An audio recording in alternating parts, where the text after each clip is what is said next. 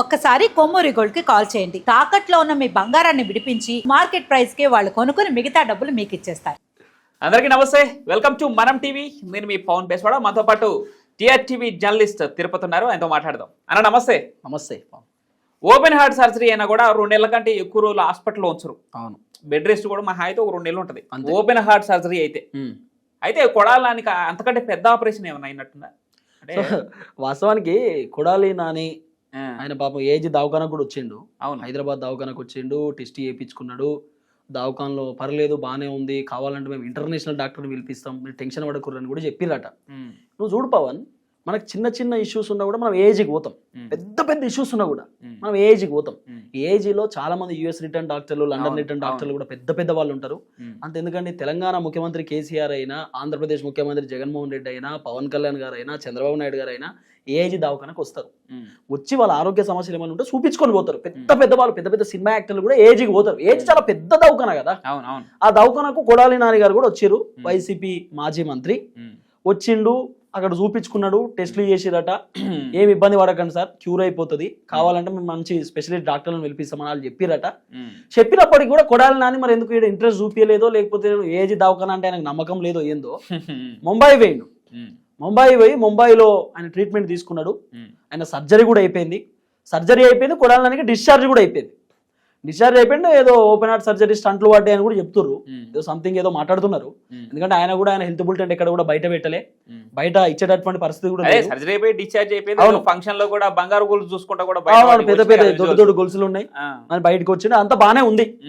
కానీ కొడాలి నాని ఒక 1 month back 2 months back ఒక మీడియా ఛానల్ రిపోర్టరు, సార్ మీరు బయటికి ఎందుకు వస్తలేరు సార్ అంటే, నీ అడ్రస్ ఈ రోజు నీకు కనబడుకుంటా పోతా అని కాంట్రవర్సీతో మాట్లాడినటువంటి కొడాలి నాని అంటే ఎక్కడ కూడా ఒక భాషలో మాట్లాడాలంటే కొడాలి నాని గారికి తగ్గలే, ఇంకా తగ్గలే, అట్లనే ఉంది.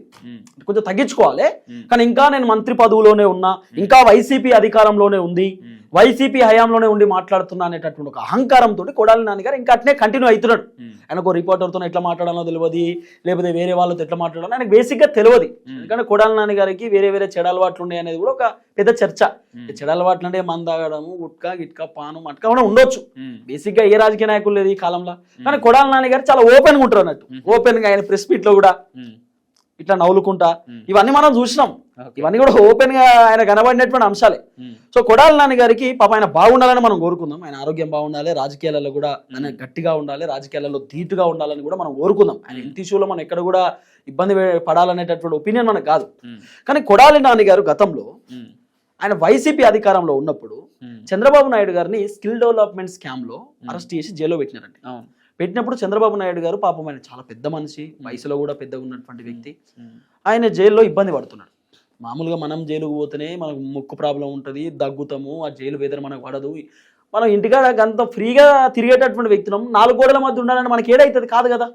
ఇక అట్లా చంద్రబాబు నాయుడు గారు కూడా జైల్లో ఉన్నప్పుడు నాకు కొంచెం ఇబ్బంది అవుతా ఉంది, హెల్త్ ఇష్యూ అవుతా ఉంది, దోమలు ఉన్నాయి, నాకు ర్యాషెస్ కూడా వస్తున్నాయి, నాకు అంత ఇబ్బంది ఉంది, పడుకోవడానికి నాకు షాప్ ఉంది, ఎప్పుడు నేను అట్లా పడుకోలేదు, ఇంకోటి ఒక ఫ్యాన్ అన్న ఏర్పాటు చేయండి అని చెప్పాను. కొడాలి నాని ఏం చెప్పింది తెలుసా, అప్పుడు నీకు లోపల దోమలు కుట్టకపోతే నీకు రంభా ఊర్వశులు కుడతారా?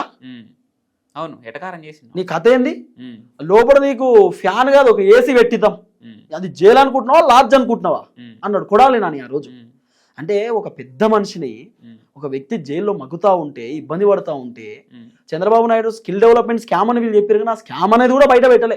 కేవలం ఆరోపణ రీత్యా చంద్రబాబు నాయుడు గారు జైల్లో ఉన్నారు. ఒక 6 కేసులు పెట్టి ఆయన లోపల పెట్టినారు. ఆ రోజు కక్ష సాధింపు చర్య అని అనుకోవచ్చు. గతంలో జగన్మోహన్ రెడ్డిని చంద్రబాబు అధికారంలో ఉన్నప్పుడు జైల్లో పెట్టిండు కాబట్టి ఇప్పుడు నేను చంద్రబాబు నాయుడు జైలుకు పెట్టాలనే ఆలోచనతోటి జగన్మోహన్ రెడ్డి అట్లా పెట్టి ఉండొచ్చు. అట్లా చంద్రబాబు నాయుడు గారు జైల్లో ఉన్నప్పుడు కొడాలి నాని గారు ఇష్టానుసారంగా నోటికి వచ్చినట్టు, నాట్ ఓన్లీ చంద్రబాబు నాయుడు, లోకేష్ బాబు గారిని కూడా చాలా ఘోరంగా తిట్టడం, పవన్ కళ్యాణ్ అయితే వ్యక్తిగతంగా తిట్టడం, పవన్ కళ్యాణ్ భార్యల గురించి, పిల్లల గురించి ఇష్టానుసారంగా మాట్లాడడం. అంటే ఆయన హోదాని, హుందాతనాన్ని మర్చిపోయిండు కొడాలి నాని. అరే నేను ఒక మంత్రి పదవిలో ఉన్నా, నేను స్ట్రాంగ్ పర్సన్ అనేటటువంటి మాట మర్చిపోయిండు. ఇంకోటి, కొడాలి నానికి ఎంత మంచి ఫ్యాన్ ఫాలోయింగ్ ఉంటుండే తెలుసా? కొడాలి నాని కాన్స్టిట్యున్సీకి వచ్చి నిల్చుంటే కొడాలి నాని వెనకాల మొత్తం అక్కడ ఉన్నటువంటి వాళ్ళంతా వెనకాల నిలిచినటోళ్ళు, అన్నా అన్నా అన్నా అని చెప్పి ఇట్లా గల్లాలు ఎగిరేసేటోళ్ళు. అలాంటి కొడాలి నాని గారు పాపం ముంబై దవాఖాన నుండి డిశ్చార్జ్ అయిన తర్వాత ఛాయ పోసేటోళ్ళు కూడా గతి లేరు. అంటే వాళ్ళు కూడా నమస్తే పెట్టే పరిస్థితి లేదు. అలాంటి మాస్ లీడర్ పైన ఇప్పుడు ఈ రోజు లుకౌట్ నోటీసులు జారీ చేస్తారని వార్తలు వస్తున్నాయి. అవును. లుకౌట్ నోటీసులు అంటే విదేశాలకు పారిపోతున్నారు ఈ మనిషి అని చెప్పేసి కొడాలి నాని రేవుల దగ్గర నుంచి ఇటు విమానాశ్రయం దాకా వీటికి ఆదేశాలు ఇచ్చారు. ఎందుకు మీడియా ముందుకు ఎందుకు రావట్లేదు? వాస్తవానికి కొడాలి నాని సేఫ్ జోన్ లో ఉండడానికి నువ్వు చూడు పవన్ ఎల్లుండి అరెస్ట్ చేస్తున్నా. ఫర్ ఎగ్జాంపుల్ పవన్ ఎల్లుండి అరెస్ట్ అవుతుండు ఒక కేసు మీద, కేసు ఉన్నా లేకపోయినా పవన్ ఎల్లుండి అరెస్ట్ అవుతుండు, అది ఫిక్స్ అన్నప్పుడు ఏమైతుంది? పవన్ ఇమీడియట్లీ దావఖాన్లో ఉన్నప్పుడు దావఖాన్లో ఉన్న పవన్ నేను ఎట్లా అరెస్ట్ చేస్తా? అరే పాపం ఆరోగ్యం బాగాలేదు, హాస్పిటల్లో ఉన్నాడు, ఎట్లా అరెస్ట్ చేస్తావు? నేను అరెస్ట్ చేసి నేను ఇబ్బంది పడలేను కదా. ఇప్పుడు కొడాలి నాని స్ట్రాటజీ కూడా ఇదే ఉండొచ్చు. హెల్త్ ఇష్యూ ఉండొచ్చు కాక, హెల్త్ ఇష్యూ ఉన్నప్పటికీ నేను జైలుకు తీసుకోపోతారేమో, నేను చేసినటువంటి స్కాములకు, నేను చేసినటువంటి అక్రమాలకు తీసుకుపోయి రాజమండ్రి జైల్లో కూర్చోబెడతారేమో, ఊసలు లెక్క పెట్టాల్సినటువంటి పరిస్థితి వస్తుందేమో అనేటటువంటి ఆలోచనతోటి సేఫ్ జోన్ లో ఉండడానికి కూడా ఇంకా రెస్ట్ మూడ్ లో ఉన్నాడేమో కొడాలి నాని అనేది కొంత వినబడుతున్నటువంటి అంశం. కొడాలి నాని చేసినటువంటి దందాలు ఏం చిన్న చిన్న దందాలు కాదు, ఇట్లా ఉత్తగానే ముద్దు పెట్టి వదిలేసేటటువంటి దందాలు కాదు. చాలా అద్భుతమైనటువంటి దందాలు చేసిండు కొడాలి నాని గారు. ఆ రోజు మంత్రిగా ఉన్నప్పుడు ఆయనే ఒక స్కామ్ గురించి చెప్తా పవన్. కొడాలి నాని గారు ఈ జగనన్నకు సంబంధించినటువంటి కాలనీస్ అని, జగనన్న ఇల్లులు అని చెప్పి గతంలో ఇల్లు పట్టాలు పంచే కార్యక్రమం చేసి, కొన్ని ఇల్లులు కట్టి కూడా జగనన్న ఇల్లు అని కొన్ని గృహాలు కట్టి పట్టాలు పంచే కార్యక్రమం చేశారు. కొన్ని ఇల్లులు కట్టేటటువంటి పొజిషన్ ఉన్నటువంటి వాళ్ళకి భూములు ఇచ్చారు. నీ ఇల్లు నువ్వే కట్టుకుంటానప్పుడు నీకు ల్యాండ్ ఇచ్చారు. నేను ల్యాండ్ లేదు, నా దగ్గర భూమి లేదు అన్నప్పుడు ఇల్లు కట్టించి ఇల్లు ఇచ్చారు వైసీపీకి సంబంధించిన హయాంలో. అప్పుడు జగన్మోహన్ రెడ్డికి సంబంధించిన కాలనీ విషయంలో ఇల్లులు కట్టేయడానికి రెడీగా ఉన్నటువంటి నేపథ్యంలో అక్కడ ఏం జరిగింది అంటే కొడాలి నాని మట్టి పోపించిండు. ఇది ఊళ్ళే జగనన్న కాలనీ అని చెప్పి అక్కడ మట్టి పోపించాడు కొడాలి నాని. వాస్తవానికి ఏదన్నా విలేజ్ లో ఏదైనా ఇల్లులు కడుతున్నాం గవర్నమెంట్ కి సంబంధించి అంటే ఆ విలేజ్ లో ఉన్నటువంటి వాళ్ళకి కాంట్రాక్ట్ ఇవ్వాలి. ఆ మట్టి పోపించేటటువంటి కాంట్రాక్ట్లు కానివ్వండి, లేకపోతే ఇతర అంశాలు మొత్తం కూడా ఆ ఊర్లో ఉన్నటువంటి జనాలకి ఇవ్వాలి. కొడాలి నాని తెలివితోటి ఆ ఊర్లో మట్టి పోపించేటటువంటి కాంట్రాక్టు అక్కడ ఉన్నటువంటి పిల్లలపై పేర్ల మీద పెట్టిండు. వాస్తవానికి అక్కడ ఉన్నటువంటి విలేజ్ లో ఉన్నటువంటి వాళ్ళ పేర్ల మీద ఆ కాంట్రాక్ట్ తీసుకొని ఆ కాంట్రాక్ట్ మొత్తం వీళ్ళు హ్యాండ్ ఓవర్ చేసుకున్నారు. పేరు వాళ్ళది, ఊరు వీళ్ళది అన్నట్టు. పేరు వాళ్ళ దగ్గర, ఊరు మాది అన్నట్టుగా అక్కడ ఉన్నటువంటి ఊర్లో ఉన్నటువంటి దళితుల పేర్ల మీద ఆ కాంట్రాక్ట్ తీసుకొని ఆ కాంట్రాక్ట్ మొత్తం కొడాలి నానికి సంబంధించినటువంటి మనుషులు హ్యాండిల్ చేశారు. అంటే కొడాలి నాని మనుషులు ఎవరైతే ఉన్నారో వాళ్ళే ట్రాక్టర్లు తీసుకొస్తారు, వాళ్ళే జేసీబీలు పట్టుకొస్తారు, వాళ్ళే మట్టి పోపిస్తారు, అన్ని వాళ్ళే చేపిస్తారు. ఎవరి అకౌంట్లో పైసలు పడతాయి బిల్లులో, ఈ బిల్లులకు సంబంధించిన పైసలు అంటే మళ్ళీ ఆ దళిత కుర్రోళ్ళ పేర్ల మీదనే పడతాయి, అక్కడ విలేజ్ లో ఉన్నటువంటి వాళ్ళ పేర్ల మీద పైసలు పడతాయి. అప్పుడు ఈ పైసలు ఏం చేసారు? కొడాలి నాని ఎత్తుకోపోయిండు. ఆ పైసలు ఎత్తుకోపోయిండు. ఒక్కొక్క పోరోని దాంట్లో ఇది అకౌంట్ లో సుమారు ₹1,00,00,000, 80 లక్షలు, 70 లక్షలు అట్లా బిల్లులు. ఇప్పుడు ఇల్లులు కట్టించేటటువంటి బిల్లులు అవన్నీ ఉంటాయి కదా, ఆ బిల్లులన్నీ వాళ్ళ అకౌంట్ లోనే పైసలు పడతాయి. బేసిక్ గా ఎవరైతే అకౌంట్ ఇస్తారో వాళ్ళ పేర్ల మీద బిల్లు పడేది.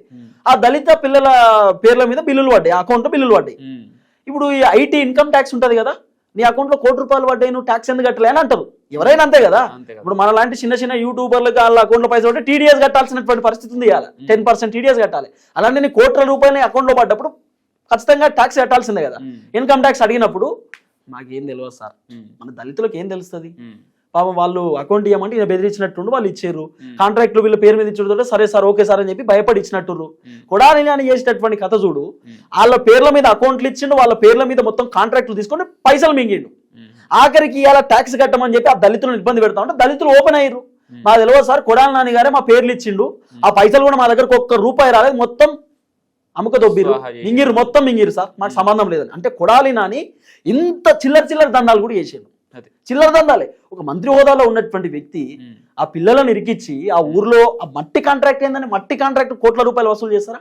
కొడాలి నాని తలుసుకుంటే ఇంకా పెద్ద చేయవచ్చు, కానీ చిన్న దాంట్లో కూడా కొడాలి నాని ఇంత అవినీతికి పాల్పడ్డాడంటే ఆయన మంత్రి, ఆయన కథ ఏంది? ఇంత అద్భుతమైనటువంటి వ్యక్తి ఉంటారు ఏడన్నా. కాబట్టి కొడాలి నాని గారు ఈ విషయంలో దీనికి కూడా పరిగణంలోకి తీసుకోవచ్చు. ఇది కూడా కేసుకు సంబంధించినటువంటి అంశం ఉంది అనేది ఒక చర్చ ఉంది. ఒకటే అండి, కొడాలి నాని బాధ ఏంది? సేఫ్ జోన్ లో ఉండడానికి అరెస్ట్ కావద్దు, జైలుకు పోవద్దు, ఎట్టి పరిస్థితులలో నేను ఇంట్లోనే ఉండాలి. అరెస్ట్ అయితే పరిస్థితి మీకు తెలుసు జైల్లో ఎట్లుంటుంది. ఎందుకంటే ఇప్పుడు చాలా మంది వైసీపీ నేతలు జైలు పోయినప్పుడు వాళ్ళు దగ్గుడు, తుమ్ముడు, మంచిగా దుట్టంగా ఉండేటటువంటి వ్యక్తి జైలు పోయొచ్చు, మొత్తం ఇట్లా బక్కగా అవడము, ఆ హెల్త్ ఇష్యూస్ రావడం అన్ని కూడా కొడాలి నాని చూస్తుండు కదా. ఈయన కూడా అర్థమైపోయినట్టే ఉంది సీన్ అంతా. సేఫ్ జోన్ లో ఉండడానికి కొడాలి నాని గారు ఇంకెక్కువ రెస్ట్ తీసుకుంటారేమో అనేది కొంత అనుమానం. రైట్. మొత్తానికి కొడాలి నాని అరెస్టుకు భయపడే ఈ హాస్పిటల్ వ్యవహారం నడిపిస్తున్నారని ఒక వార్తలు అయితే వస్తున్న నేపథ్యంలో లుకౌట్ నోటీసులు కూడా జారీ చేస్తున్నారు కృష్ణా డిస్టిక్ సంబంధించినటువంటి ఎస్పీ డీఐజీకి లేఖ రాయడం జరిగింది. లుకౌట్ నోటీసులు జారీ చేయమని, అతనిపైన చర్యలు తీసుకోని చెప్పేసి. విదేశాలకు పారిపోకుండా ఇప్పటికే పాస్పోర్ట్ కూడా రద్దు చేసినట్టు తెలుస్తోంది.